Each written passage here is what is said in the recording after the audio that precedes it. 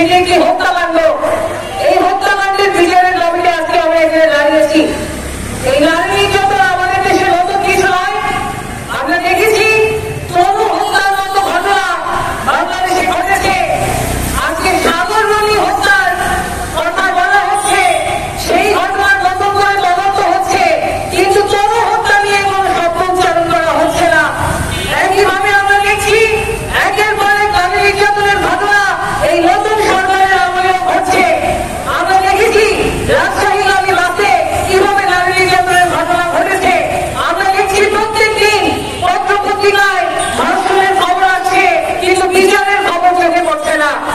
আমরা এই লেখার জন্য একের পর এক নারী নির্যাতনের ঘটনার যেরকম ভাবে নিন্দা জানাতে চাই, একইভাবে আমরা বলতে চাই যদি আজকে শুধুমাত্র সরকার পরিবর্তন হয়, কিন্তু এই যে বিচারহীনতার এই যে একটা ধারাবাহিকতা, সেইটার যদি পরিবর্তন না হয়, তাহলে শুধুমাত্র গভীর বদল করলেই কিন্তু আমাদের জুলাই অভ্যুত্থানের যে চেতনা, মুক্তিযুদ্ধের যে চেতনা, সেই চেতনা বাস্তবায়ন হবে না।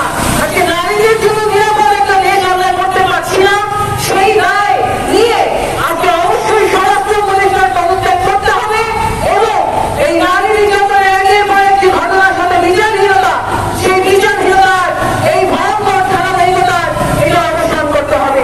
বন্ধুগণ, আজকে আমাদের মধ্যে উপস্থিত আছে, আজকে আমরা দেখছি যারা ধর্ষণের বিচার যে আন্দোলন করছে তাদের উপরে লাঠিচার্জ করা হয়েছে, মামলা দেওয়া হয়েছে, তাদেরকে শাহবাগী ট্যাগ দিয়ে ধর্ষণ বিরোধী আন্দোলনকে স্তব্ধ করার এক ধরনের অপচেষ্টা, সেইটা আমরা করতে দেখছি।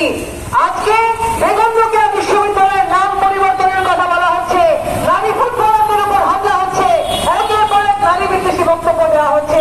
আমরা অন্তর্বর্তীকালীন সরকারকে খুব স্পষ্টভাবে মনে করিয়ে দিতে চাই, আপনি যে অভ্যুত্থানে ক্ষমতায় এসেছেন, সেই অভ্যুত্থানে অর্ধেকের বেশি অংশগ্রহণকারী ছিল নারীরা।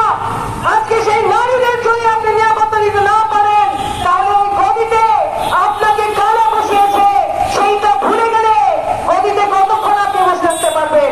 বন্ধুগণ, আজকে সেই অভ্যুত্থানে নারীদের সেই অংশগ্রহণ, তার কোনো সম্মান না দিয়ে যদি নারী নির্যাতনের ঘটনা বাড়তে থাকে, তাহলে নারীরাও এর বিরুদ্ধে আজকে সারা দেশে রাস্তায় নেমেছে এবং সামনেও নামবে।